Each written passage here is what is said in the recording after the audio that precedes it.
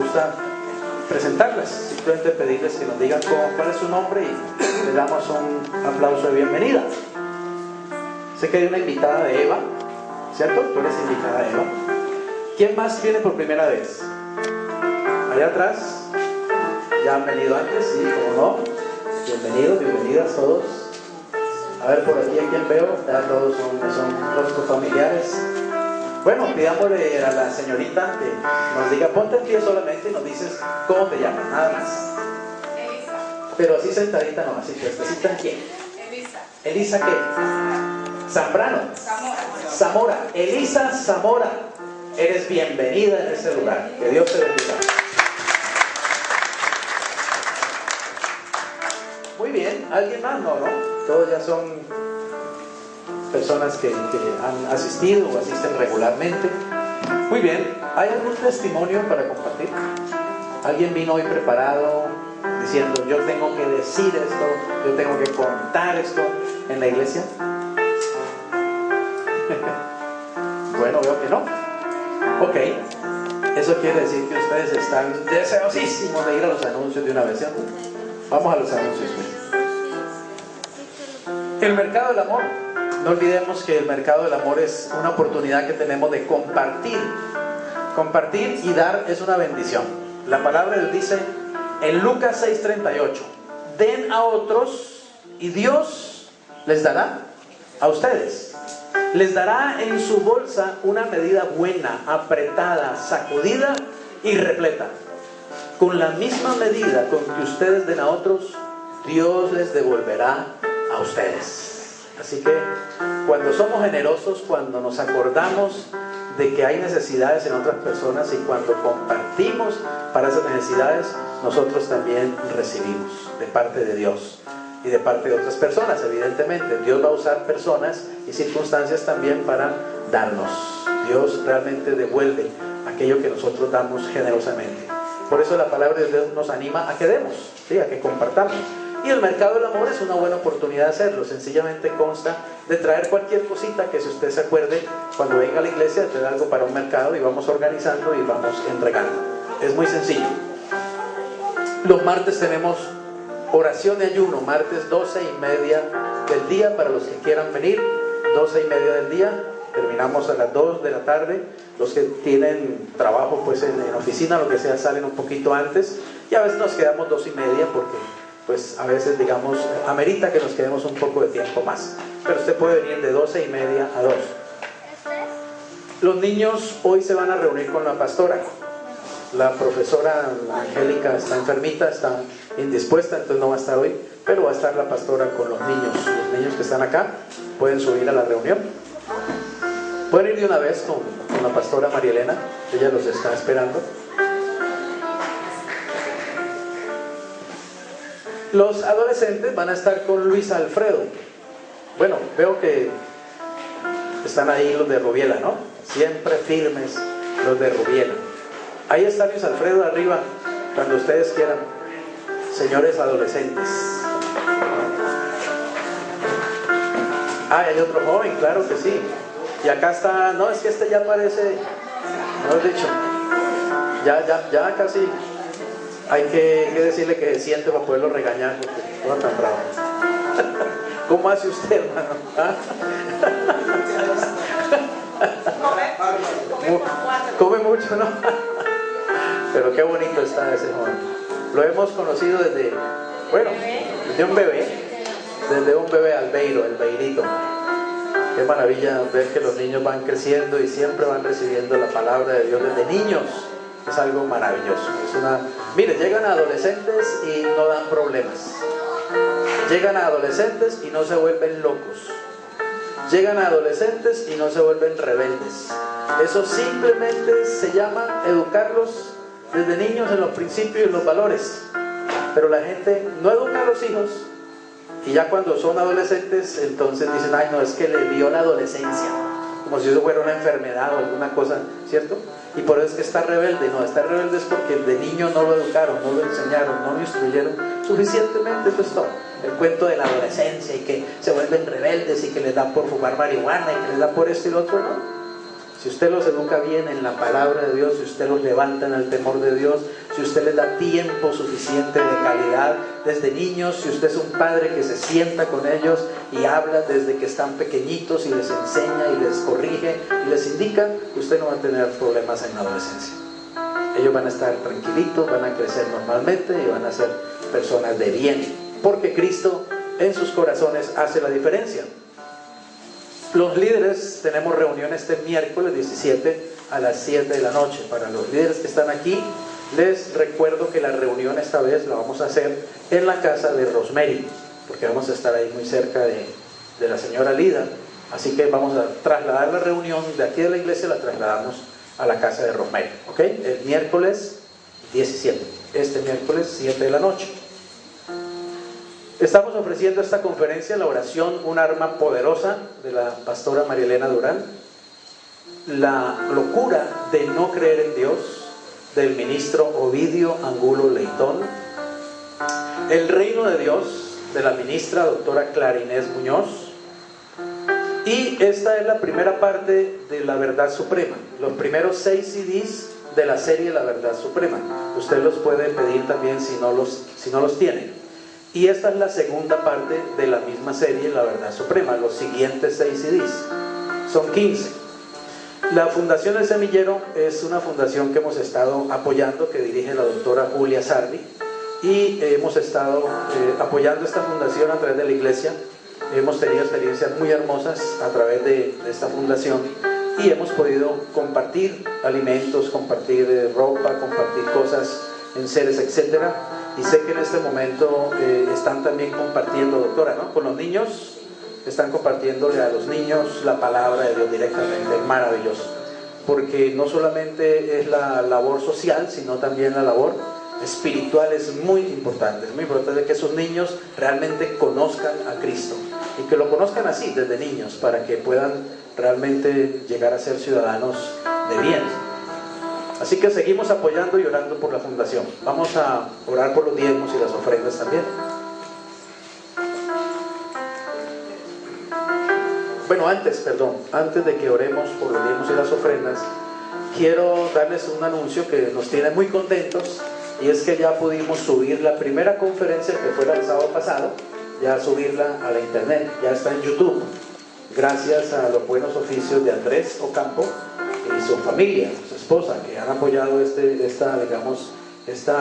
deseo de poder publicar, ¿cierto?, las conferencias, poder sacarlas en video. Ya usted puede entrar al canal, no sé si han recibido una tarjetita, creo que sí, todos recibieron una tarjetita al entrar. Bueno, ahí está el canal en YouTube al que usted puede acceder. La dirección es Ríos Agua Viva Cali. Con esa dirección usted entra al canal de la iglesia y puede ver la conferencia. Va a poder ver también esta conferencia y todas las que Dios nos permita de aquí en adelante, digamos, tener en video, para que usted la pueda también ver en video o la pueda compartir. Es bueno que ustedes le digan a sus amistades, a las personas que conocen, que entren a ese canal y vean las conferencias de la iglesia. Así podemos también compartir con otras personas que tal vez no pueden venir o no van a venir físicamente acá, pero van a poder por internet mirar, ¿cierto?, y escuchar lo que estamos hablando aquí. Así que yo estoy muy feliz, le doy muchas gracias a Dios realmente, y le doy las gracias también a Andrés Ocampo y su esposa, por Jacqueline y su hijo, que también está muy emocionado con el proyecto, ¿no? Porque de verdad es algo que anhelábamos y no encontrábamos todavía como la vía, y bueno, Dios lo ha hecho a través de una persona que ha dispuesto su corazón, y es posible por eso. Hasta estas tarjeticas nos están repartiendo hoy, así que no la bote, por favor, téngala muy en cuenta y entre al YouTube y vea o oiga la conferencia. Estoy preocupado porque me veo más gordito el video, pero bueno, ni modo, ¿qué vamos a hacer? Voy a tener que hacer ejercicio. Muy bien, oremos por los diezmos, la ofrenda de esta tarde. Gracias te damos, Señor Jesús, te bendecimos a ti, nuestro Padre amado. Gracias por darnos el gozo, la bendición, la felicidad de estar en Cristo Jesús, de conocer tu palabra, Señor, de conocerte a ti personalmente y disfrutar de tu persona, de tu presencia, de tus bendiciones, de tu compañía. Señor, cómo te alabamos y te bendecimos. Gracias te doy por cada persona que está en este lugar esta tarde, Señor. Quiero bendecir a cada uno de ellos, a sus familias, su trabajo, lo que son, lo que hacen, lo que tienen, Señor. Te pido que tú les prosperes en todas las cosas, Padre poderoso Rey, y que experimenten salud, Señor. Salud en su mente, en sus emociones, en su alma, en su espíritu y en su cuerpo. Y salud en sus finanzas también, poderoso Rey. Te pido que tú devuelvas todo lo que ellos siembran, Señor. Que lo devuelvas multiplicado, miles y millones de veces multiplicado. Gracias por la oportunidad que tenemos de sembrar en tu reino, Señor, en tus cosas. Te alabamos y te bendecimos en el nombre de Jesús. Amén. Amén. Quiero animarle a que usted realmente se anime también a ofrendar. Cuando la iglesia necesita realmente, la iglesia necesita sus ofrendas, necesita los diezmos. Los diezmos y las ofrendas no son un invento del pastor. Dios dispuso que así sea. Dios dispuso que los que predicamos el Evangelio vivamos del Evangelio. Y la forma como vivimos del Evangelio es entregando todo nuestro tiempo, toda nuestra vida, todos nuestros recursos, simplemente gratis. Porque es gratis el trabajo que nosotros hacemos, y usted simplemente puede apoyarnos ofrendando lo que usted ponga en su corazón. Mire, una cita con un psicólogo, una cita con un médico vale 140,000 pesos, vale 200,000, vale 80,000 pesos. Una cita con un pastor no vale nada, es 0 pollitos, es gratis. Y hacemos de psicólogo, hacemos de médico, hacemos de consejero, hacemos de mamá también, de todo hacemos, ¿cierto? Y tenemos que vivir también tenemos que comer, también tenemos que educar a nuestros hijos. La única forma es que usted en su corazón realmente valore nuestro trabajo y entienda que cuando usted lo hace para Dios, y está sosteniendo a un siervo que trabaja para Dios. Sé que muchos hablan mal de nosotros los pastores, que somos ladrones, que somos engañadores, que somos mentirosos, y ciertamente los hay, pero no todos somos eso mismo. Así que yo espero que ustedes realmente pongan en su corazón apoyar esta iglesia, apoyar este ministerio, apoyar a sus pastores. Y les agradezco mucho realmente por hacerlo. Pero cuando usted lo haga, sepa que de todas maneras usted lo hace para el Señor. Porque para el Señor hacemos las cosas acá. Es para Él. Y de Él usted va a recibir también la recompensa. Así que espero que usted lo haga realmente con gozo. Muy bien, vamos a comenzar la conferencia del día de hoy. Doy un saludo muy especial a todas las personas que están viéndonos y escuchándonos por el canal de YouTube de la Iglesia Ríos de Agua Viva de Colombia en Cali. Una feliz tarde para ustedes, una bienvenida muy especial, que el Señor les esté bendiciendo a través también de estas conferencias que estamos realizando. Y a ustedes todos bienvenidos, realmente, muchas gracias también por estar aquí. Démosle gracias al Señor también. Gracias te damos, Señor Jesús. Gracias por tu presencia en este lugar. Nos honra tu presencia, Señor. Es un privilegio para nosotros poder estar delante de ti. Es un privilegio poder hablar contigo. Es un privilegio saber que tú nos escuchas. Es un privilegio, Señor, poder caminar contigo cada día, recibiendo tu dirección, recibiendo tu fortaleza, recibiendo tu enseñanza, recibiendo tu misericordia. Ponemos este tiempo en tus manos y la vida de cada uno de los que estamos aquí. Te pedimos que bendigas tu palabra, Señor, e instruyas nuestros corazones. En el nombre de Jesús. Amén. Continuamos con esta serie que se llama La Verdad Suprema. La Verdad Suprema, es decir, la verdad de Dios, la verdad de la palabra de Dios. Estamos considerando por lo menos 15 verdades que consideramos son muy importantes. Todas son realmente importantes, la verdad de la palabra de Dios, pero hemos escogido 15 que son muy básicas, muy importantes también, para que las meditemos en este espacio. Y hoy vamos precisamente a meditar en la verdad número 13. Le hemos llamado así, o mejor, lo llama la Biblia de esta manera: de tal manera amó Dios al mundo que ha dado a su Hijo unigénito. Es una verdad que todo cristiano conoce perfectamente, y es basada en un versículo que todos los cristianos amamos, y creo que es el versículo de la Biblia que más los cristianos nos sabemos inclusive de memoria. Juan 3:16, acerca del amor de Dios. La palabra de Dios dice: de tal manera amó Dios al mundo, que ha dado a su Hijo unigénito, para que todo aquel que en Él cree no se pierda, mas tenga vida eterna. Sinceramente, aunque es una verdad con la que nos hemos familiarizado los cristianos y aún los no cristianos, porque es un mensaje que hemos oído desde siempre, que Dios nos ama y que Dios envió a su Hijo, en realidad cuando uno se pone a considerarla seriamente, es una verdad muy poderosa. Es una tremenda verdad que tiene que penetrar en lo profundo de nuestro corazón, de nuestra mente, de nuestro espíritu. Y tiene que esa verdad realmente llegar a transformar nuestras vidas, nuestra manera de pensar, nuestra conducta, nuestro comportamiento, nuestras actitudes. Es una verdad poderosísima. El hecho de que Dios nos haya amado de una forma tan especial, de una forma tan grande, de una forma tan poderosa, que Él se desprendió de lo más amado, de lo más selecto, de lo mejor que tiene Dios, que es su propio Hijo Jesucristo, su Hijo unigénito. Así que vamos a considerar este versículo, Juan 3:16, y vamos a dividirlo en 4 partes. La primera parte vamos a considerar precisamente el amor de Dios. De tal manera amó Dios al mundo. De tal manera amó Dios al mundo. Lo primero que nos vamos a preguntar es, bueno, ¿quién es el que amó? Dios. ¿Y quién es Dios? Pasaríamos años aquí hablando y meditando y dilucidando quién es Dios. Y Él se ha revelado a través de la creación y se ha revelado a través de su Hijo Jesucristo. Dios realmente es un ser maravilloso. Dios es un ser especial. Es el dueño de todo cuanto existe. Es el creador de todo cuanto existe. Todo lo que respira fue diseñado, fue creado por Él. Todo lo que hay en esta tierra es hecho por Él. Tanto que su palabra dice: mía es la tierra, dice el Señor. Y Él también podría decir: mío es el hombre, mía es la humanidad, porque Él nos hizo, Él nos creó.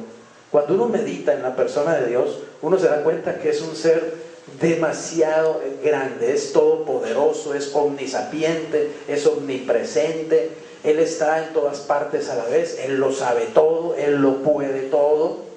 Y sin embargo, este Dios tan grande y tan poderoso tomó la decisión y la acción de amarnos. De tal manera amó Dios. Ahora, ¿a quién es que Dios amó? ¿O a quiénes? Dice: de tal manera amó Dios al mundo. Al mundo. Y el mundo somos nosotros allí, es decir, a la humanidad. De tal manera amó Dios al hombre. De tal manera amó Dios al ser humano. En la palabra de Dios, la palabra mundo aparece, digamos, en 3 acepciones diferentes. Está la palabra mundo para indicar la tierra, el hogar nuestro, el mundo, el globo terráqueo. Decimos la tierra, ¿cierto? Muchos dicen la madre tierra. El mundo. Pero también el mundo se refiere al sistema que opera en este mundo, el sistema político, económico y religioso que opera en este mundo, que a propósito no es el sistema de parte de Dios, el sistema que está operando en este mundo. Político, económico y religioso. Es un sistema realmente injusto, es un sistema de pecado, es un sistema cruel, es un sistema que subyuga a los seres humanos, es un sistema que nunca ha podido traer verdadera felicidad, verdadera paz a este mundo. Es un sistema incompleto, porque es un sistema del hombre simplemente, del hombre sin Dios.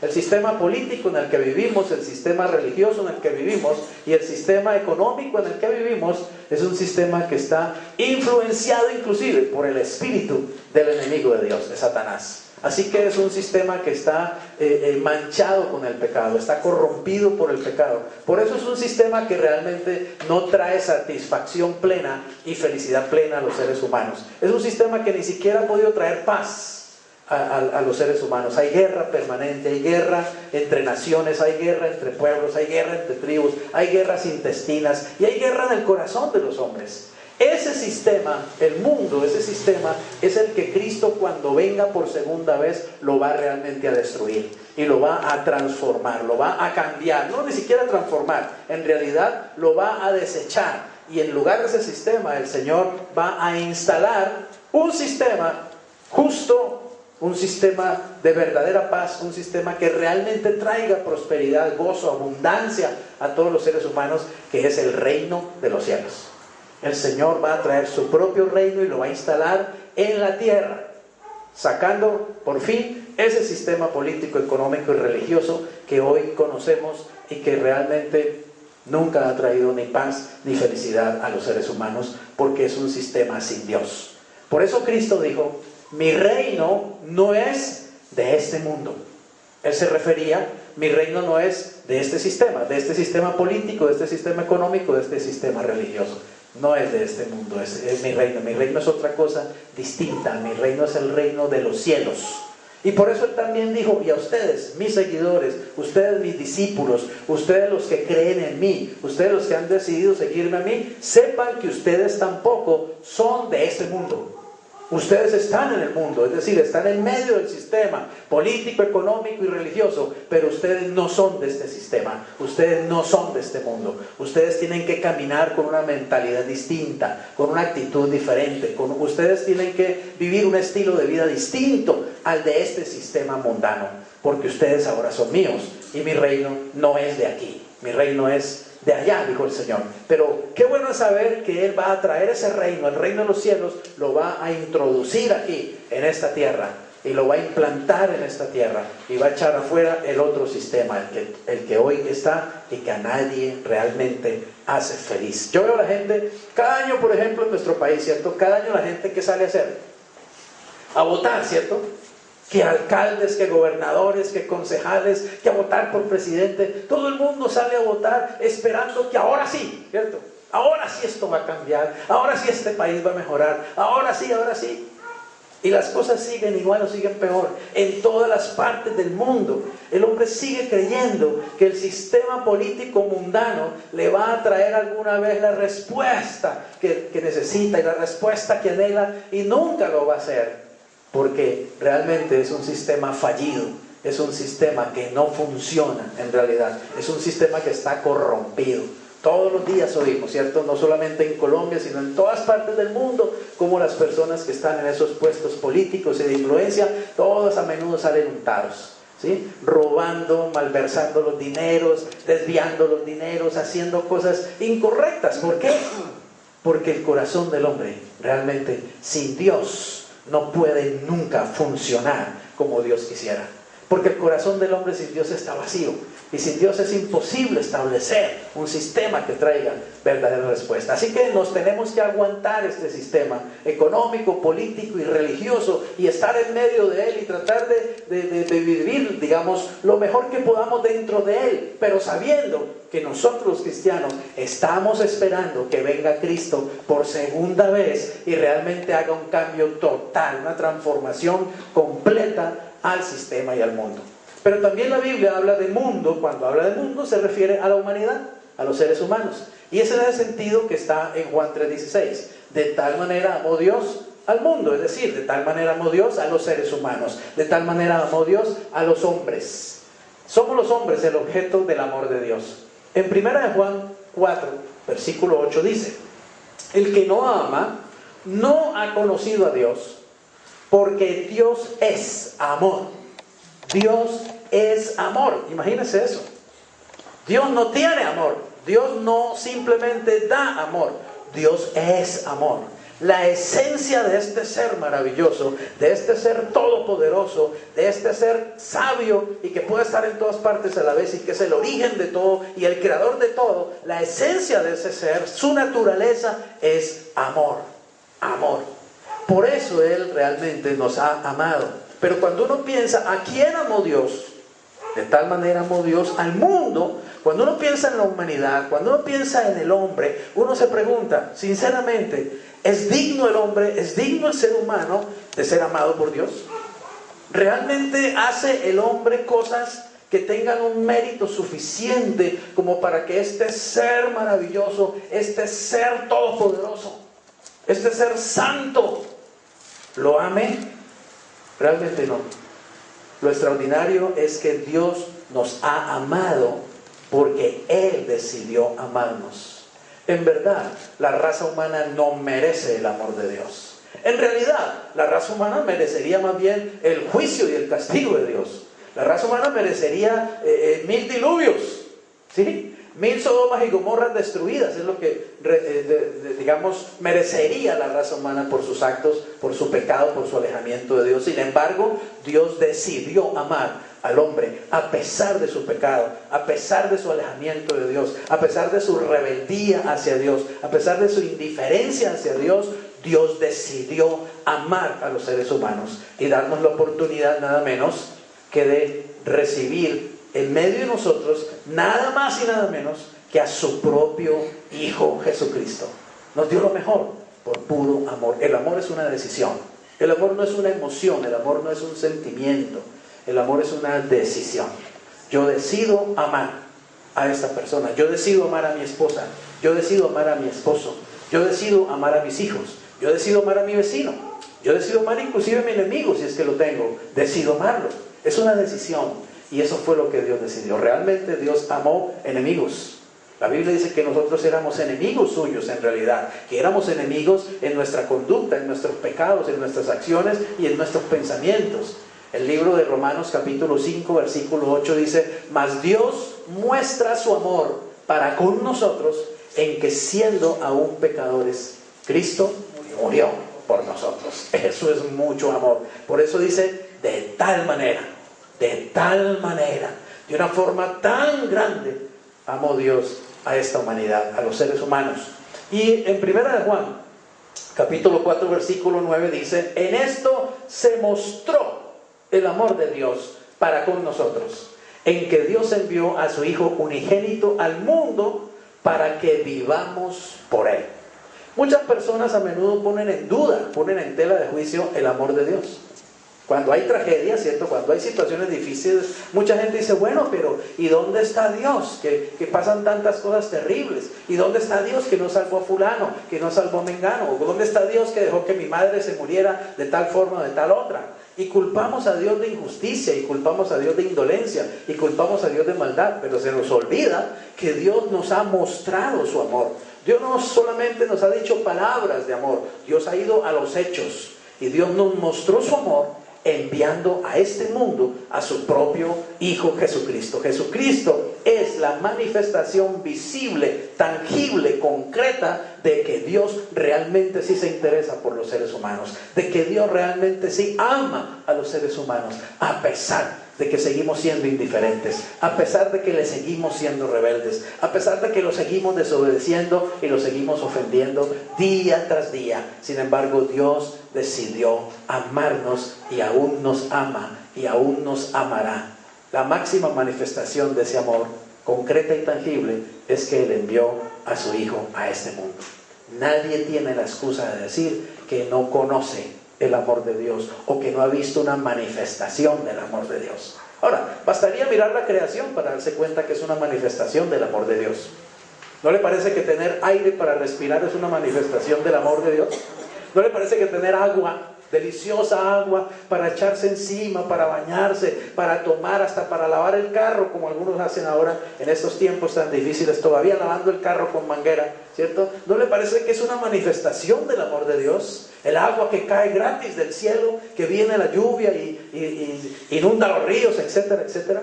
¿No le parece que es una manifestación del amor de Dios el hecho de que uno pueda tomar una semilla que ya viene inclusive dentro de una fruta y echarla a la tierra y recibir fruto de la tierra? ¿No es eso manifestación de un Dios que nos ama realmente?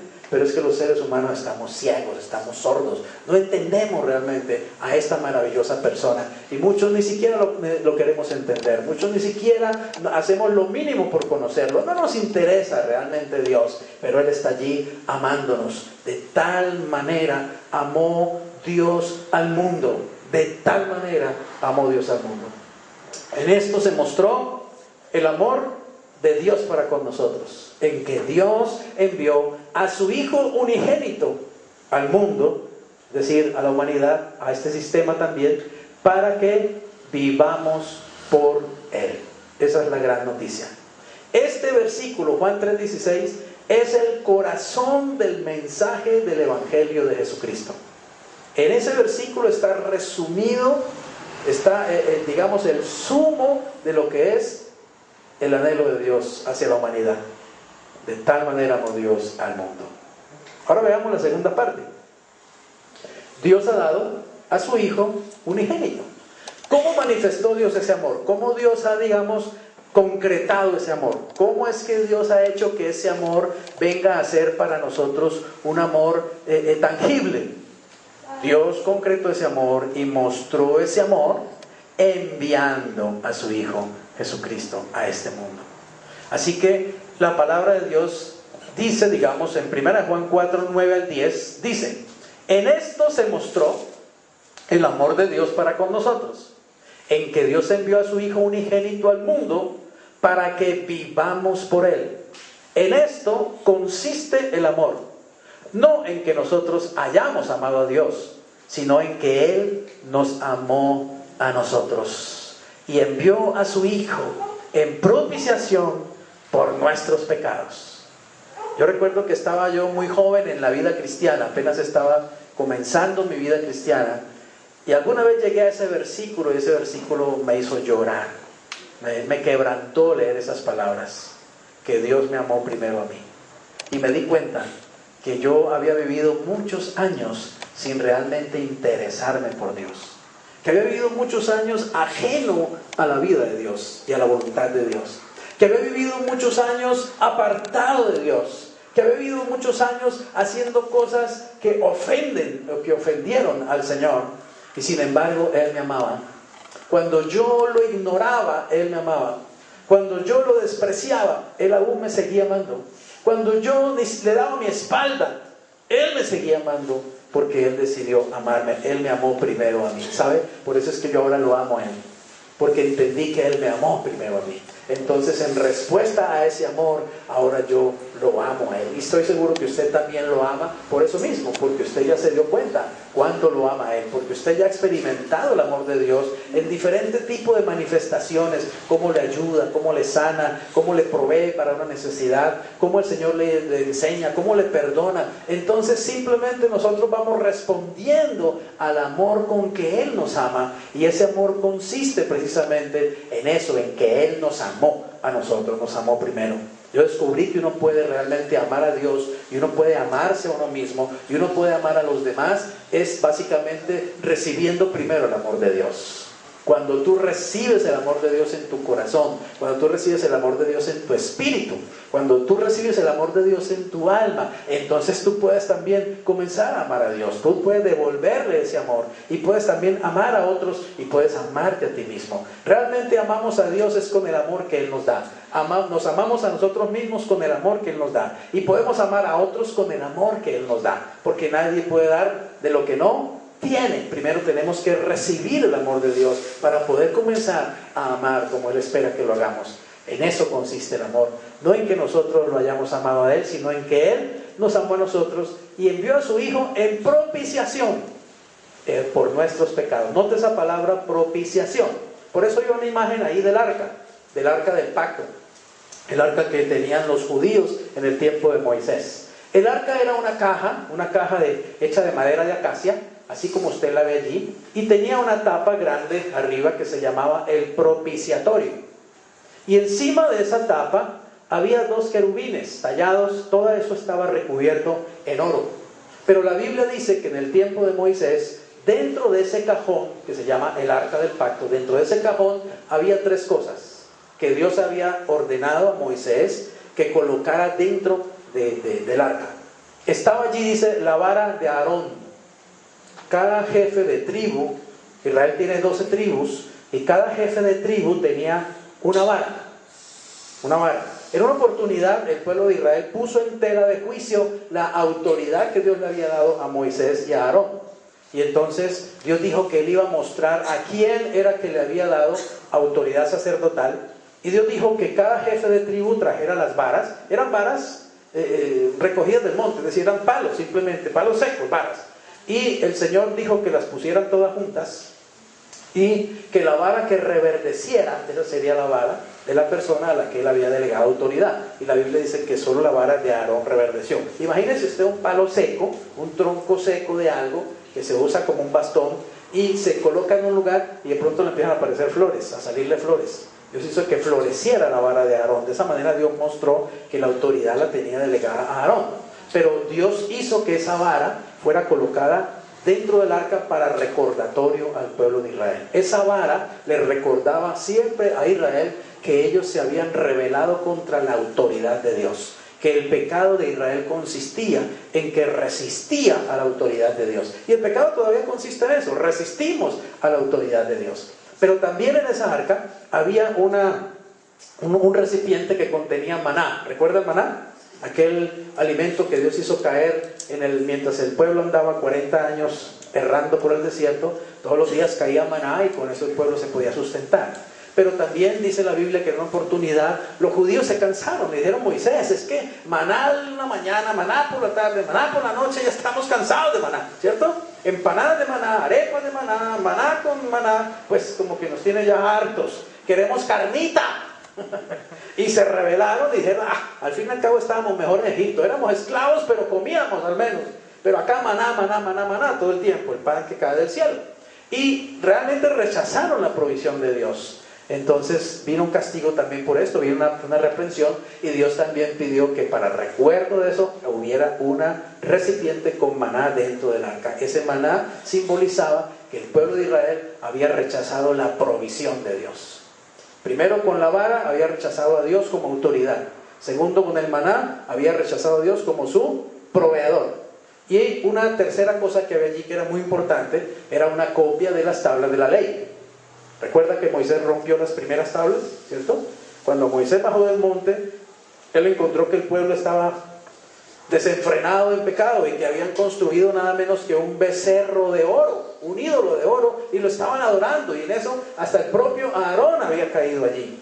Y entonces el Señor se enojó y el mismo Moisés rompió las tablas de la ley. Por eso les tocó volver otra vez al monte Horeb, otros 40 días y 40 noches para que Dios le diera una copia. Es que en ese tiempo no había pues impresora ni nada, ¿no?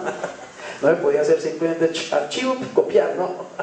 Le tocó 40 días más allá otra vez a Moisés en el monte Horeb para que otra vez en las tablas de piedra Dios le diera la ley. Ahora, ¿esto qué simboliza también? El hecho de que las tablas de la ley o una copia estaba dentro del arca simboliza que el pueblo de Israel se había rebelado contra la ley de Dios. O sea, esas tres cosas, la vara de Aarón, el recipiente con maná y las tablas de la ley, mostraban el pecado del pueblo de Israel delante de Dios, rechazando a Dios como su legislador, rechazando a Dios como su proveedor y rechazando a Dios como su autoridad. Así que esos dos querubines estaban realmente mirando hacia el pecado de Israel. Simbolizaban esas tres cosas dentro del arca. Los querubines, cada querubín simbolizaba algo. Un querubín simboliza la justicia de Dios y el otro querubín simboliza la santidad de Dios, porque ambas fueron ofendidas por el pecado.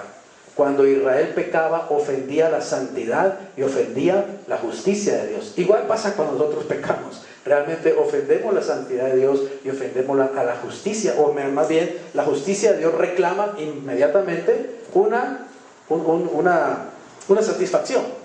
Eso significa la palabra propiciación, satisfacción. Cuando Dios es ofendido por el pecado, la justicia de Dios reclama un castigo, reclama una satisfacción por ese pecado. Así que esos querubines simbolizaban la justicia y la santidad de Dios ofendidas por el pecado. Pero pasaba algo muy especial, y es que el sumo sacerdote de Israel, una vez al año, el día de expiación, el sumo sacerdote de Israel entraba a ese lugar santísimo donde estaba el arca, y él echaba la sangre, o rociaba la sangre del sacrificio sobre esa tapa que se llama el propiciatorio. El sacerdote rociaba la sangre aquí en este lugar. La sangre cubría esta tapa, el propiciatorio, y eso entonces mostraba que, oiga bien, la sangre de ese sacrificio estaba cubriendo el pecado que estaba simbolizado por las tres cosas que había dentro del arca. ¿Entiende eso? La sangre venía a cubrir el pecado. La sangre expiaba el pecado. Y eso estaba mostrando ya al futuro que en un momento determinado, ¿cierto? La sangre no de un animal, sino nada menos que del Cordero de Dios, la sangre vendría no solo para cubrir el pecado, sino para quitar el pecado. Porque la sangre de los machos cabríos, de los corderos y de los terneros solo cubría el pecado en el Antiguo Testamento. Pero la sangre del Cordero de Dios no solamente cubre, sino que quita, limpia, borra, desaparece realmente el pecado. ¿Ven? Así que entonces cuando Cristo viene a este mundo a morir en la cruz, lo que Él está haciendo es siendo la propiciación por nuestros pecados. En otras palabras, Cristo es el mismo propiciatorio donde se derrama la sangre para que Dios quede satisfecho, para que la justicia de Dios quede satisfecha por el pecado del hombre. Le doy un ejemplo sencillo que siempre me ha gustado mucho desde que lo escuché alguna vez hace muchos años. Miren, un joven iba en su carro y se descuidó y parece que se pasó una luz en rojo y atropelló a otras personas que iban en otro carro. O sea, hubo un accidente, gracias a Dios nadie resultó muerto, etcétera, pero pues hubo un accidente de tránsito. El joven tuvo la culpa y dañó el carro de las otras personas y dañó el carro de él, etcétera, etcétera. Y este joven tuvo que comparecer ante la corte por esa situación, porque se pasó realmente una luz en rojo. Él violó una ley, ¿cierto? Una norma, que es el semáforo en rojo. Y por esas cosas de la vida, a este joven le tocó comparecer en la corte donde su papá era el juez. Imagínense. Entonces se encontraron en la corte de pronto el padre y el hijo. Pero el hijo en la posición de un condenado, de un reo, de un culpable, ¿cierto? Y el padre en la posición de alguien que tiene que dictar justicia. ¿Usted qué cree que pasaría normalmente? ¿Qué pasa normalmente si esa situación se da? Y el papá es el juez, ¿cierto? Entonces el papá dice, no, ese es mi hijo, pues esto vamos a arreglarlo, ¿cierto? Tranquilo, por acá, por debajo. Y el hijo podía decir, tranquilo, ese es mi papá, no hay nada, estoy hecho, ¿sí? Al contrario, antes aquí él va a fallar a mi favor, los culpables van a ser los otros, seguramente van a tener que indemnizar, van a tener que pagar, porque pues mi papá allí juzgando, obviamente que, ¿cierto? Pero yo le pregunto, cuando el papá es Dios, ¿usted cree que eso le puede hacer? ¿Se puede hacer alguna maturranga cuando Dios dicta justicia? No, Dios es un juez recto. Y resulta que este hombre también era un juez realmente recto, temeroso y cumplidor de la ley. Y no por el hecho de que estaba allí su hijo, él iba a hacer una, digamos, decisión amañada, o iba a ir contra la Constitución o contra las normas de la ley. Y el hijo sabía que su papá era un hombre recto. Así que el hijo llegó ante él, reconoció su culpa, etc. Y el padre, como juez, con su toga y con su martillo, etc., y con la dignidad de un juez allí en el estrado, el padre simplemente miró la ley y dictó sentencia de acuerdo a la ley. Es mi hijo, pero es culpable, ¿está claro? Se pasó un semáforo en rojo, le dañó el carro a otro, dañó su propio carro, casi causó una muerte, etcétera, etcétera. Y la ley permitía que se pagara una fianza, ¿está claro? No era, digamos, no había necesariamente cárcel, pero había que pagar una fianza, y una fianza muy alta. Eran varios millones de dólares. Y el padre obró en justicia, de acuerdo a la ley, y dijo, este joven es culpable. Por lo tanto, ¿cierto? Yo decreto que él pague una multa de 5 millones de dólares, algo así. Hasta ahí actuó como ¿qué?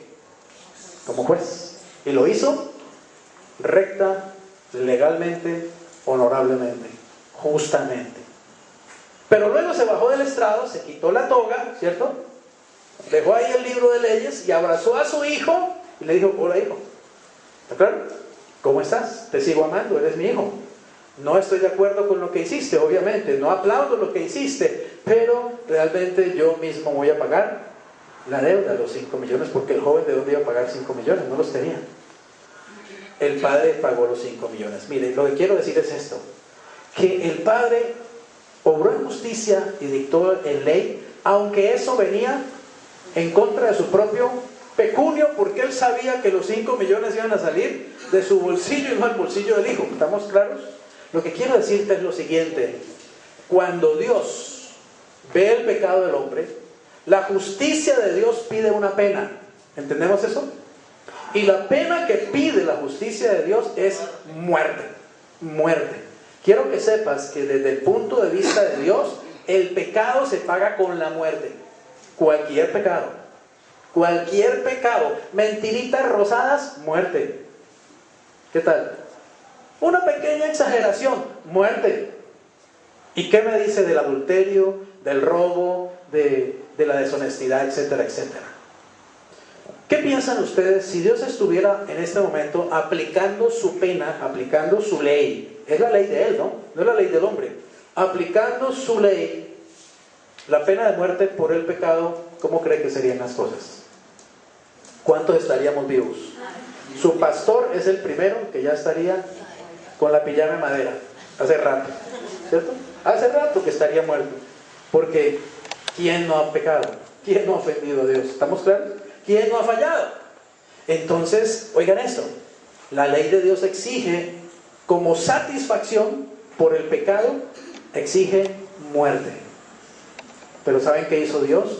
Dios dictó la norma y dijo, todos los seres humanos son dignos de muerte, por cuanto todos han pecado y están destituidos de mi gloria, están destituidos de mi presencia.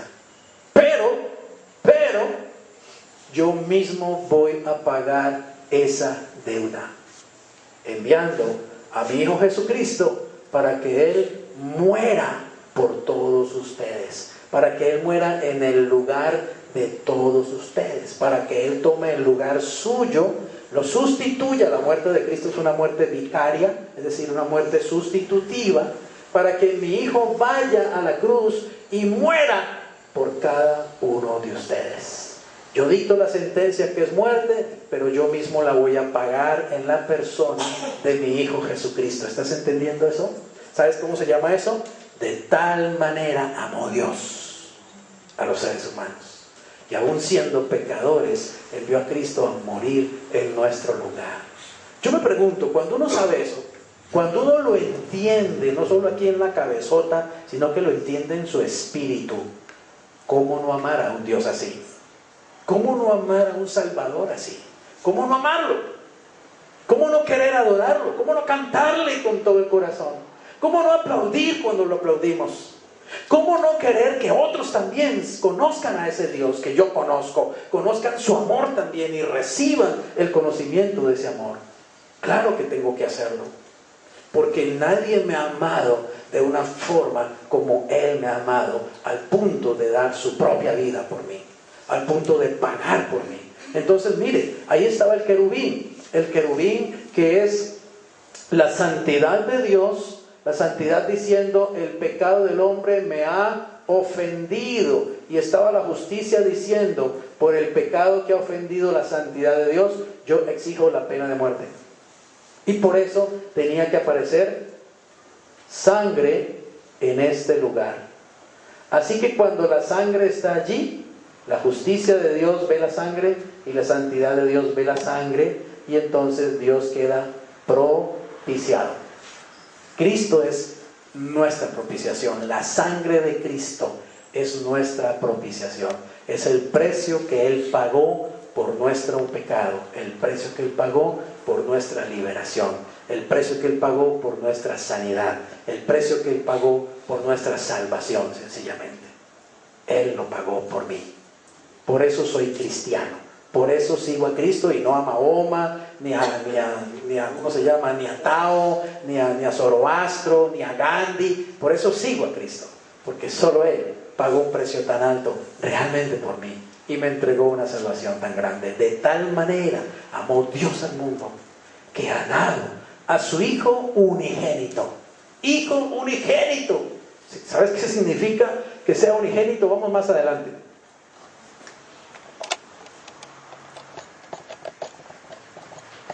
¿A quién envió entonces Dios? Dice Mateo 3, 16, 17. Y Jesús, después que fue bautizado, subió luego del agua, y aquí los cielos le fueron abiertos, y vio el Espíritu de Dios que descendía como paloma y venía sobre él. Y hubo una voz de los cielos que decía: este es mi Hijo amado, en quien tengo complacencia. Me hubiera gustado estar allí ese día, ¿no le parece? ¿Qué tal? Imagínense que usted es una de esas personas. Todos los que estamos aquí somos del pueblo judío y estamos en el río Jordán en este momento, porque Juan el Bautista nos está bautizando en agua a todos los que estamos reconociendo que somos pecadores, que le hemos fallado a Dios y que estamos esperando al Mesías. Estamos ahí reunidos todos nosotros. Ya Juan el Bautista a muchos nos ha metido en el agua y nos ha bautizado, y estamos allí dándole gracias a Dios y estamos orando, cuando de pronto aparece un hombre y Juan Bautista se queda mirándolo, y Juan Bautista levanta la voz y dice: he ahí el Cordero de Dios que quita el pecado del mundo. Él señaló a Jesús, y Jesús llegó como un judío más y fue bautizado por Juan. Pero la Biblia dice que cuando Jesús fue bautizado y salía de las aguas, cuando Él fue bautizado y subió luego del agua, los cielos fueron abiertos. Y el Espíritu de Dios descendió en forma corporal como de paloma y descendió exactamente sobre Jesús. Entonces todo el mundo supo que había una señal celestial sobre ese hombre, sobre esa persona, el mismo que Juan había señalado como el Cordero de Dios que quita el pecado del mundo. Y como para que no quedara ninguna duda de que ese es el Mesías, ese es el enviado de Dios, ese es el unigénito de Dios, se oyó una voz, imagínense, y la voz fue audible. Si nosotros hubiéramos estado allí, hubiéramos visto que el cielo de pronto se abrieron las nubes, descendió esta paloma sobre esta persona, Jesucristo, y todos escuchamos una voz que dijo audiblemente: este es mi Hijo amado, en quien tengo complacencia. ¿Qué tal? ¿Le queda alguna duda de que Jesús es el que Dios envió? De que Jesús es el que salva, el que perdona, el que libera, el que santifica, el que bendice, el único camino entre Dios y los hombres, el Mesías, el Cristo, el ungido, el enviado, el unigénito. Él es el único que complace a Dios en un cuerpo de carne y sangre. Se llama Jesús. Solo Jesús vivió una vida perfecta y sin pecado. Ni tú ni yo la podemos vivir jamás. Él vive su vida perfecta y la ofrece en sacrificio por todos nosotros, y ofrece su sangre como propiciación, como redención, como pago por nuestra maldad. Y eso es lo que trae liberación, lo que trae sanidad. Mira lo que dice Juan 1, 14 y 18. Y aquel verbo, Cristo, que existe desde siempre en espíritu junto con el Padre, es el verbo, el espíritu. Pero dice que el verbo fue hecho carne y habitó entre nosotros, y vimos su gloria, gloria como del unigénito del Padre, lleno de gracia y de verdad. Y a Dios nadie le vio jamás. El unigénito Hijo que está en el seno del Padre, Él le ha dado a conocer. ¿Qué quiere decir unigénito? ¿No le suena la palabra parecida a algo? ¿Ah? Uno, unigénito, génito, genes. ¿Sabe qué quiere decir eso? El que tiene los mismos genes de Dios, el Padre. ¿Sabe por qué Luis Alfredo es mi hijo y Angélica es mi hija? ¿Por qué yo puedo afirmar que son mis hijos? Porque ellos llevan mis genes. Por genética son mis hijos. Cristo es el Hijo unigénito. Participa de la misma genética de Dios. En otras palabras, Cristo es Dios como el Padre y como el Espíritu. Cristo no es un simple ser humano muy bueno, muy querido, muy lindo Él, ¿cierto? Es mucho más que eso. Cristo es el Hijo de Dios. Tiene la genética divina. Él es divino, Él es Dios. La doctrina cristiana claramente dice, y la doctrina cristiana lo dice porque lo dice la Biblia, que Cristo es Dios. Cualquiera que diga que cree en Jesucristo, pero que no cree en la divinidad de Jesús, no cree realmente en Jesús. Está creyendo en un Jesús de Discovery Channel o de History Channel, pero no el Jesús de la Biblia. ¿Entendemos eso? Porque Cristo es Dios realmente, es Dios que se hace hombre. El Verbo se hizo carne. De tal manera amó Dios al mundo que ha dado a su Hijo unigénito. Ha dado al que participa de sus propios genes. Y miren lo que dice el apóstol Juan. A Dios nadie lo vio jamás. El unigénito Hijo que está en el seno del Padre.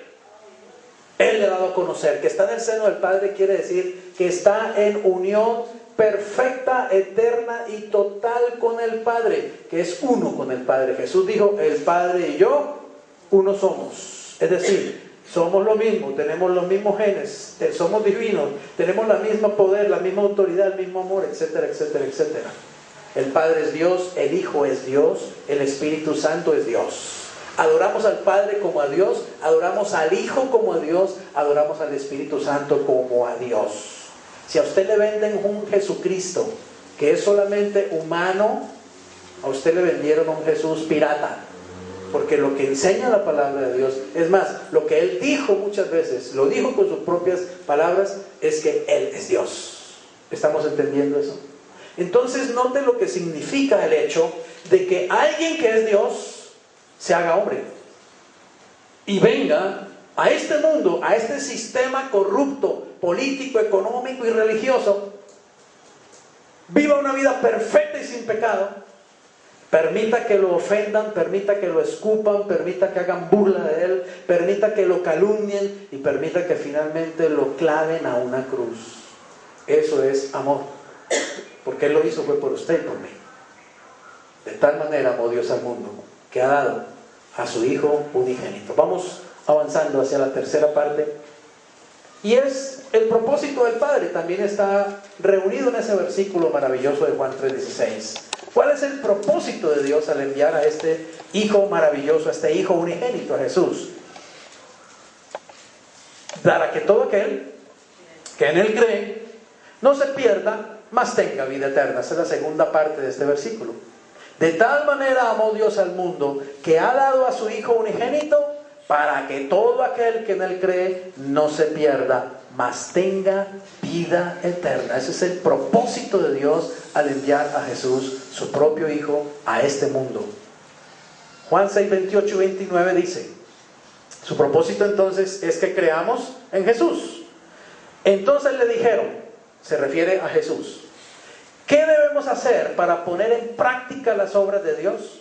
Respondió Jesús y les dijo, esta es la obra de Dios, que crean en el que Él ha enviado.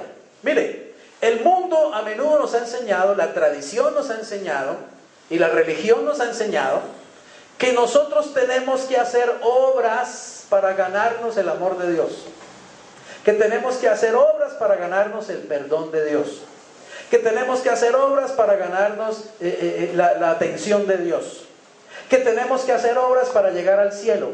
Mentira, pura mentira. No nos enseñaron la verdad. Jamás la Biblia enseñó eso. La Biblia lo que enseña es que hay que creer en Jesús para poder ir al cielo. Hay que creer en Jesús para poder recibir el perdón de Dios. Hay que creer en Jesús para poder estar en buenos términos con Dios. Eso es lo que hay que hacer.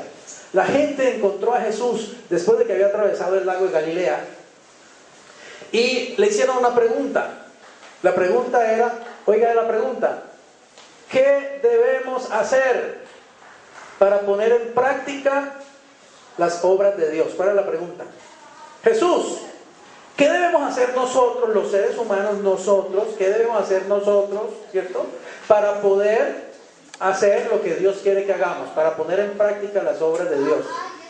Y Jesús no les dijo, sí, ustedes tienen que hacer esto y esto y esto y esto. No. Jesús les dijo lo siguiente, oigan, por favor, atención acá.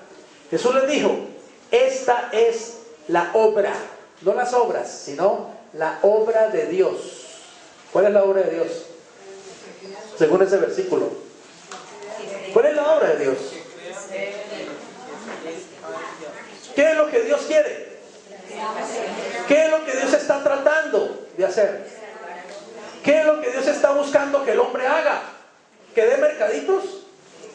¿Que salga, que visite a los enfermos? ¿Que vaya a la cárcel y visite a los presos? Claro que todo eso hay que hacerlo y todo eso es bueno, pero nada de eso te salva. ¿Me estás entendiendo? Pero nada de eso te lleva al cielo. ¿Me estás entendiendo? Solo Jesús te lleva al cielo, solo Jesús te salva. Esta es la obra de Dios, que creas, que crean en el que Él ha enviado. Porque cuando yo creo en Jesús, entonces Él me lleva al cielo. Jesús sí me lleva al cielo, no mis obras, no mis buenas acciones. ¿Estamos entendiendo eso? Ah, pastor, entonces usted está diciendo que no debemos hacer buenas obras. Claro que sí, yo mismo las hago y tú tienes que hacerlas, pero no las hacemos para salvarnos. Las hacemos porque ya fuimos salvados. Las hacemos simplemente en gratitud al Señor por lo que Él ya nos dio. Yo no creo que mis obras me van a llevar al cielo, jamás me van a llevar al cielo. Me permiten ayudar a la gente, ¿está claro? Visitar a un enfermo me permite llevarle a ese enfermo alegría y paz, pero eso no me lleva al cielo. Dar 100 mercados me permite calmarle el hambre a muchas personas, ¿cierto? El problema es que al otro día vuelven a tener hambre. Y entonces tendré que llevar otros 100 mercados. Y el problema es que al día siguiente vuelven a tener hambre. Y tendré que llevar otros 100 mercados. ¿Y qué logro con eso? Llenarle la panza a una cantidad de gente. Y no está mal, pero eso no me va a llevar al cielo. ¿Sabes qué es mejor? ¿Y cuál es la obra del Padre? Que la gente crea en Jesús. Lo que tenemos que hacer y por lo que tenemos que trabajar ardientemente, incansablemente, es para que la gente conozca a Jesús, para que la gente crea en Jesús. Porque le han enseñado a creer es en sus propias obras. Le han enseñado a creer en su propio esfuerzo. Le han enseñado a creer en su propia religión. Lo han engañado realmente. Y no le han presentado nunca al Salvador como es. Y no le han presentado a Jesús como debe ser. Y de tal manera amó Dios al mundo que Él envió a su Hijo unigénito. Para que todo aquel, oiga bien, todo aquel que en Él crea, o sea en Jesús, no se pierda, mas tenga vida eterna. ¿Está claro? Pero si alguien dice, ay, pero es que yo tengo mucha fe en esta mata, mire, es que esta mata es milagrosa, yo toda la vida he creído en esta mata, es más, me ha hecho milagros esta mata. Pues pídele que te lleve al cielo. Si te va a llevar, nunca te va a llevar, porque Dios envió fue a su Hijo. A su Hijo. Y la gente está llena de fetiches, la gente está llena de talismanes, la gente está llena de una cantidad de engaños y mentiras. Y creen en una cosa, y creen en la otra cosa, y creen en la otra cosa, y creen en la otra cosa. Y no han centrado su fe en Cristo. Yo te digo, olvídate de todo lo demás. Pon tu fe donde la tienes que poner. En Cristo Jesús. Como esa propaganda de ese banco que hay, ¿cierto? De que el dinero puede estar en el lugar equivocado. Quiero decirte que tu fe puede estar en el lugar equivocado. Y mucha gente tiene la fe en el lugar equivocado. Déjeme decirle, con todas las letras tengo que decirlo, los musulmanes están equivocados. Tienen su fe en Mahoma, la tienen en el lugar equivocado. Los budistas están equivocados. Tienen su fe puesta en Buda, la pusieron en la persona equivocada. Los taoístas pusieron su fe en Tao, están equivocados. Pusieron su fe en el lugar equivocado. La fe hay que ponerla en Jesús y solamente en Jesús. ¿Por qué? Porque a Jesús es al que Dios envió. Él no envió a nadie más, envió a Jesús. ¿Amén? Amén. Así que eso es el cristianismo.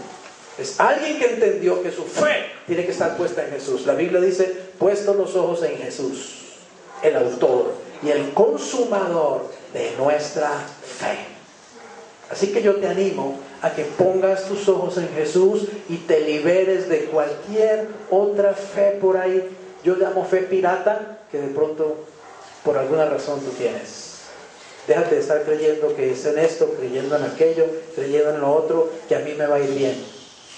O crees en Jesús o no crees en Él, punto. Esta es la obra de Dios, que crean en el que Él ha enviado. En eso está Dios empeñado. Así que Él es el unigénito que Dios envió, y lo hizo para que creamos en Jesús, y lo hizo para que obviamente seamos salvos, ¿cierto? Porque dice para que nadie se pierda, mas tenga vida eterna. Juan 3:17, porque no envió Dios a su Hijo al mundo para condenar al mundo, sino ¿para qué? Para que el mundo sea salvo por Él. Para que el mundo sea salvo por Él. Para eso Dios envió a Jesús. Para salvar al mundo. Para salvar a la humanidad. Para salvar a los hombres. Ese es el propósito de Dios. Punto cuarto y final, en que hemos dividido este versículo, lo dividimos en 4 partes. Esta es la parte final. Y es el resultado de creer en Jesús. De tal manera amó Dios al mundo, que ha dado a su Hijo unigénito, para que todo aquel que en Él cree, ese es el resultado, no se pierda, mas tenga vida eterna. Vida eterna.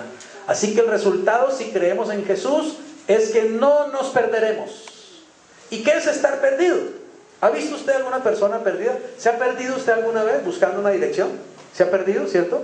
¿Qué le pasa a uno cuando uno está perdido, buscando una dirección? Que uno no sabe dónde está, ¿cierto? Uno no sabe para dónde va.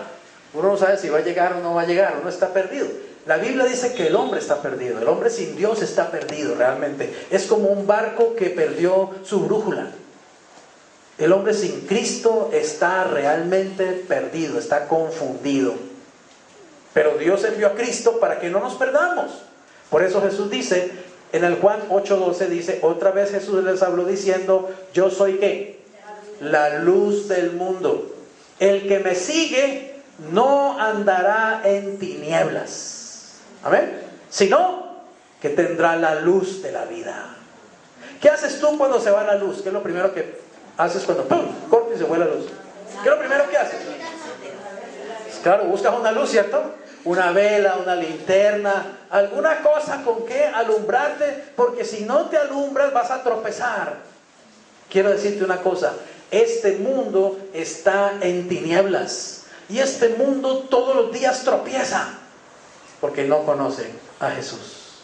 Pero el que conoce a Jesús, el que lo recibe en su corazón, el que comienza a conocer su palabra, comienza a tener luz, la luz de la vida, la luz en su espíritu, la luz en su mente. Y quiero decirte que esa luz va creciendo, se va haciendo cada vez tan clara que tu mente se aclara, tu alma se aclara, tu espíritu se aclara.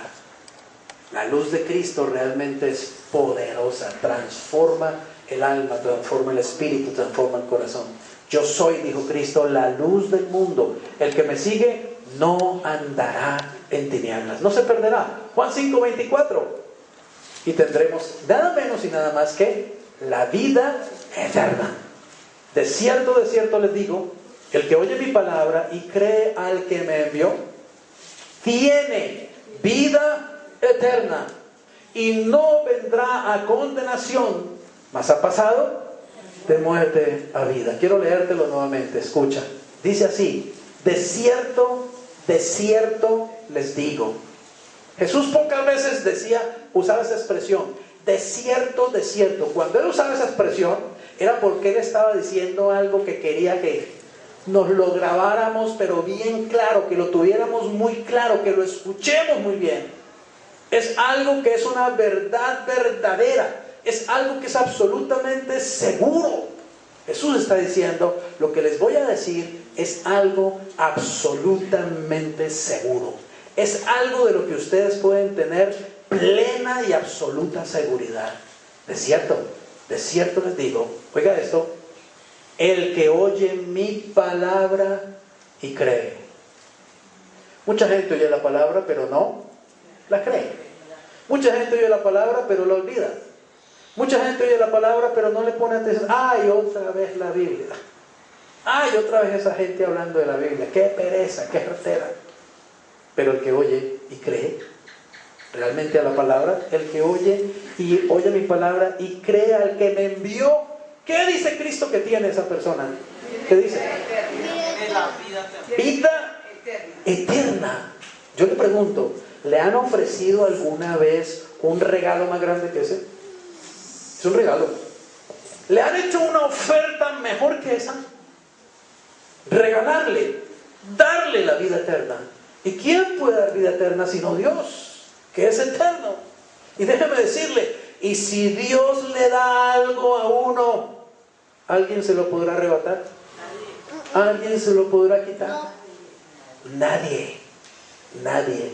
Mis ovejas oyen mi voz y yo las conozco y me siguen y yo les doy vida eterna y no perecerán jamás y nadie me las arrebatará de mi mano, porque mi Padre que me las dio mayor que todos es. Eso se llama seguridad. Estamos seguros en las manos de Jesús. Y oiga bien, tenemos seguridad de salvación, seguridad de vida eterna. Si a ti te han enseñado que la salvación no es segura, que la vida eterna no es segura, te engañaron. Porque no hay nada más seguro que la vida eterna y que la salvación. Es segura, segura, segura una vez que uno la ha obtenido. Y es muy importante que los cristianos obtengan seguridad de su salvación, que no vivan dudando de si son salvos o no son salvos. Si hay algo realmente seguro es la salvación. Cristo lo dice: de cierto le digo, cuando usted cree, tiene vida eterna. Y oiga esto: y no vendrá a condenación. Ninguna condenación hay para los que están en Cristo Jesús. ¿Quién está aquí en Cristo Jesús? ¿Quién sabe ya que está aquí en Cristo Jesús? Bueno, si usted está en Cristo Jesús, usted ya tiene vida eterna. No es que va a tener vida eterna. No es que la vida eterna la están rifando y a ver si de pronto usted está buena y se la gana. No, es un regalo que ya usted tiene vida eterna. Y quiero decirle esto: si usted está en Cristo, no vendrá jamás a condenación. No hay condenación para usted. Está salvo. ¿Quién lo garantiza? El Señor Jesucristo. Él es el que garantiza eso. De cierto les digo, no vendrá condenación, mas han pasado ¿de qué? De muerte a vida. ¿Por qué? Porque la Biblia dice que estábamos muertos espiritualmente, ¿o no? ¿No dice que estábamos muertos espiritualmente antes de conocer a Jesús? Estábamos muertos en delitos y pecados, pero Él vino a nuestro corazón y nos dio vida. Él resucitó nuestro espíritu. Él nos hizo nacer de nuevo. Ahora estamos en Cristo, tenemos vida eterna, no iremos a condenación, hemos pasado de muerte a vida. Diga al que está cerca de ti allí: pasaste de muerte a vida. Pasaste de muerte a vida. Quiero que sepas eso y que te goces realmente en esa realidad y que disfrutes esa verdad suprema. De tal manera amó Dios al mundo que ha dado su Hijo unigénito, para que todo aquel que en Él cree no se pierda, mas tenga vida eterna. Conclusión: Dios nos amó tanto que envió a su Hijo a salvarnos, y al creer en Él recibimos la vida eterna. Quiero que todos sus rostros estén como el de esa mujer ahí en la foto, ¿cierto? Que usted realmente pueda sonreír al escuchar semejante noticia y al recibir semejante amor, el amor del Padre que envió a su Hijo a salvarnos, a salvarlo a usted, a salvarme a mí. Usted ya puede decirle a Dios personalmente: dígale: Señor, gracias porque me salvaste. Gracias porque me salvaste, Señor. Y dígale: Señor, gracias porque ya me diste la vida eterna, Señor. Gracias porque no iré a condenación jamás. Gracias, dígale, porque he pasado de muerte a vida, Señor. Bendito seas, Señor. Muchas gracias. Padre, te damos gloria, te damos honra en esta noche. Te damos alabanza a ti, nuestro Dios, nuestro Rey, nuestro amado Padre Celestial. Gracias por tanto amor, Señor. Gracias por amarnos de tal manera que no escatimaste ni aún a tu propio Hijo Jesucristo. Por eso sabemos que nos darás juntamente con Él todas las cosas, Señor. Porque aún siendo pecadores, Cristo murió por nosotros. Si siendo enemigos, Señor, fuimos reconciliados contigo, cuánto más ahora que somos tus hijos podemos disfrutar de la vida en abundancia, Señor. Padre, gracias por darnos en Jesús el regalo más grande, Señor: la salvación, la vida eterna, el perdón, tu gracia, tu misericordia. Amado Dios, te adoramos te bendecimos y te exaltamos. Esta noche, Señor, te doy gracias por haberme salvado. Gracias por haberme perdonado, Señor. Gracias por haberme dado la vida eterna. Gracias, Señor, por pasarme de muerte a vida y porque no me llevarás jamás a condenación, Señor. Te adoro por esto, bendito Rey. Te exalto por esto, Señor. Te doy gracias, Jesús, por haber entregado tu sangre preciosa para pagar el precio de mi libertad. Te adoro, Señor, por haber ido en mi lugar a esa cruz cruel, Señor, en la que yo debería estar realmente. Era yo, Señor, el que debería haber muerto por mis pecados. Pero, Señor, reconozco que ni aún derramando mi sangre podría ser salvo, pues mi sangre está contaminada con el pecado. Pero es tu sangre, como de un cordero sin mancha y sin contaminación, la que me salvó. Gracias, Jesús. Viviré cada día para darte gracias. Asumiré un nuevo estilo de vida, Señor, en el que cada día te adore, te alabe y te dé gracias. En el que cada día busque conocerte mejor, seguirte, amarte y servirte y proclamarte, Señor. Gracias por el privilegio de aceptarte en mi corazón, Señor. Si por alguna razón tú todavía no le has pedido a Jesús que entre en tu corazón y quieres hacerlo en este momento, hazlo. Es el momento de hacerlo. Dile: Señor Jesús, yo te abro las puertas de mi corazón y te recibo como mi Señor y mi Salvador personal. Creo que tú eres el Señor. Creo que tú estás vivo, que tú fuiste levantado de entre los muertos por el poder de Dios. Estás vivo. Creo, Jesús, que solo tú me puedes salvar, que solo tú me puedes llevar al cielo, que solo tú puedes perdonar todos mis pecados y darme una vida nueva, Señor. Dígale: Señor Jesús, declaro que eres mi Señor, mi Salvador. Te entrego toda mi vida. Deposito en ti toda mi confianza, Señor. Y te doy gracias. Amén. Y amén. Que el Señor les bendiga a todos los que están allí también a través de la internet, escuchándonos, viéndonos. Que el Señor te guarde, que el Señor te prospere, que el Señor te sane, que el Señor te libere y que podamos volver a encontrarnos por este medio. Dios te guarde. El Señor les bendiga a todos ustedes. El Señor les guarde a todos ustedes también. Y sí, si quiere aplaudirle, hágalo, porque siempre terminamos dándole un aplauso al Señor. Muchas gracias, Señor Jesús. Te adoramos. Pueden ir en paz a sus hogares.